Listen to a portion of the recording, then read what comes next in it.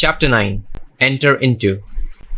If the spectator would enter into these images in his imagination, approaching them on the fiery chariot of his contemplative thought, if he could make a friend and companion of one of these images of wonder, which always entreats him to leave mortal things as he must know, then would he arise from his grave, then would he meet the Lord in the air, and then he would be happy.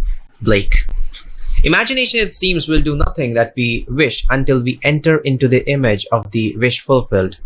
Does not this entering into the image of the wish fulfilled resembles Blake's void outside of existence, which if entered into englobes itself and becomes a womb? Is this not the true interpretation of the mythical story of Adam and Eve? Man and his emanation are not man's dreams of fancy, his emanation, his Eve in whom he plants himself in all her nerves, just as a husband his mold, and she becomes his dwelling place and garden fruitful 70-fold. William Blake, The Mental Traveler.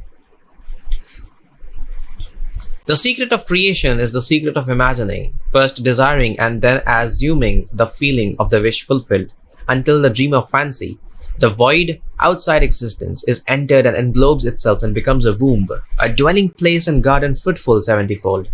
Note well that Blake urges us to enter into these images. This entering into the image makes it englobe itself and become a womb. Man, by entering a state, impregnates it and causes it to create what the union implies. Blake tells us that these images are shadowy to those who dwell not in them, mere possibilities, but to those who enter into them, they seem the only substances. On my way to the West Coast, I stopped in Chicago to spend the day with friends. My host was recovering from a severe illness and his doctor advised him to move to a one-story house. Acting upon the doctor's advice, he had purchased a one-story house suited to his needs, but he now has confronted with the fact that there seemed to be no buyer for his large three-story home. When I arrived, he was very discouraged. In trying to explain the law of constructive imagining to my host and his wife, I told them the story of a very prominent New York woman who had come to see me concerning the rental of her apartment. She maintained a lovely city apartment and a country home, but it was absolutely essential that she rent her apartment if she and her family were to spend the summer at their country home. Neville Goddard, The Power of Fairness, Chapter 23, Case Histories 5. In previous years, the apartment had been rented without any difficulty early in the spring, but at the time she came to see me, the season for summer sublets was seemingly over. Although the apartment had been in the hands of good real estate agents, no one had seemed interested in renting it. I told her what to do in her imagination. She did it, and in less than 24 hours, her apartment was rented. I explained how she, by the constructive use of her imagination, had rented her apartment. At my suggestion, before she went to sleep that night in her apartment in the city, she imagined she was lying in her bed in her country home. In her imagination, she viewed the world from the country house rather than from the city apartment. She smelled the fresh country air. She made this so real that she actually drifted off to sleep feeling that she was in the country. That was on a Thursday night. At 9 o'clock the following Saturday morning, she phoned me from her country home and told me that on Friday, a highly desirable tenant who met all of her requirements not only rented her apartment, but rented it on the one condition that he could move in that very day. I suggested to my friends that they build an imaginal structure as this woman had done, and that was to sleep, imagining they were physically present in their new home, feeling they had sold their old home. I explained to them the wide difference between thinking of the image of their new house and thinking from the image of their new house. Thinking of it is a confession they are not in it. Thinking from it is proof that they are in it. Entering into the image would give substance to the image. Their physical occupancy of the new house would follow automatically. I explained that what the world looks like depends entirely on where man is when he makes his observation. And man, being all imagination, must be where he is in imagination. This concept of causation disturbed them, for it smacked of magic or superstition, but they promised they would try it. I left that night for California, and the following evening, the conductor on the train in which I was traveling handed me a telegram. It read, House sold midnight last. 1 week later, they wrote and told me that the very night I left Chicago, they fell asleep physically in the old house, but mentally in the new. Viewing the world from the new home, imagining how things would sound if this were true. They were awakened that very night from their sleep to be told the house was sold. Not until the image is entered, until Eve is known, does the event burst upon the world. The wish fulfilled must be conceived in the imagination of man before the event can evolve out of what Blake calls the void. This next story proves that by shifting the focus of her imagining, Mrs. MF entered physically into where she had persisted in being imaginatively. Soon after our marriage, my husband and I decided that our greatest joint desire was a year in Europe. This objective may seem reasonable to a lot of people, but to us, tied to a narrow sphere of limited finances, it seemed not only unreasonable, but completely ridiculous. Europe might as well have been in another planet, but I had heard your teaching, so I persisted in falling asleep in England.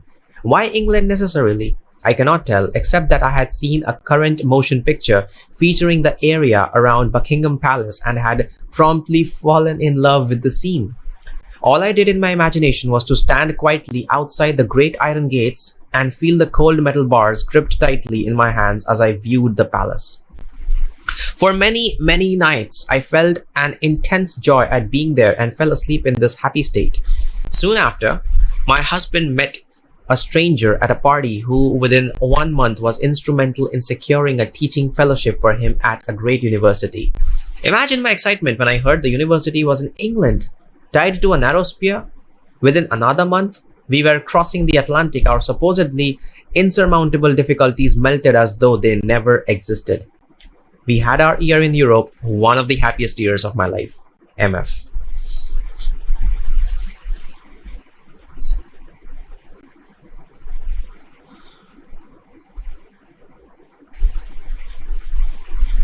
What the world looks like depends entirely on where man is when he makes his observations.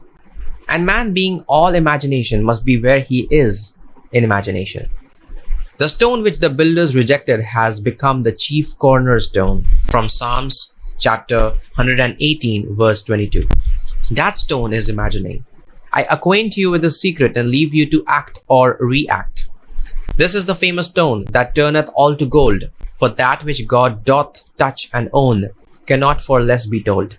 George Herbert, The Elixir. My home is old, but it is mine. I wanted the exterior painted and the interior redecorated, yet I had no money to accomplish either objective.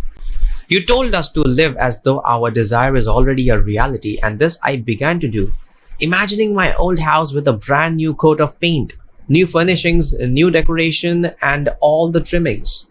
I walked in my imagination through the newly decorated rooms. I walked around the outside admiring the fresh paint, and at the end of my imaginal act, I handed the contractor a check for payment in full. I entered this imaginal scene faithfully as often as I could during the day and with each night before I fell asleep. Within 2 weeks, I received a registered letter from Lloyd's of London telling me I had inherited $7,000 from a woman I had never met. I had known her brother slightly almost 40 years before and had performed a small service 15 years ago for the lady when this brother had died in our country. And she had written to me asking for particulars regarding his death, which I was able to provide. I had not heard from her since that time. Now here was the check for $7,000, more than enough to cover the cost of my house restoration plus many, many other things I desired. ECA. He who does not imagine in stronger and better lineaments and in stronger and better light than his perishing and mortal eye can see, does not imagine at all. Blake. Unless the individual imagines himself, someone else, or somewhere else, the present conditions and circumstances of his life will continue in being and his problems recur. For all events renew themselves from his constant images. By him they were made, by him they continue in being, and by him they can cease to be. The secret of causation is in the assembled imagery. But a word of warning, the assemblage must have meaning. It must imply something or it will not form the creative activity, the word.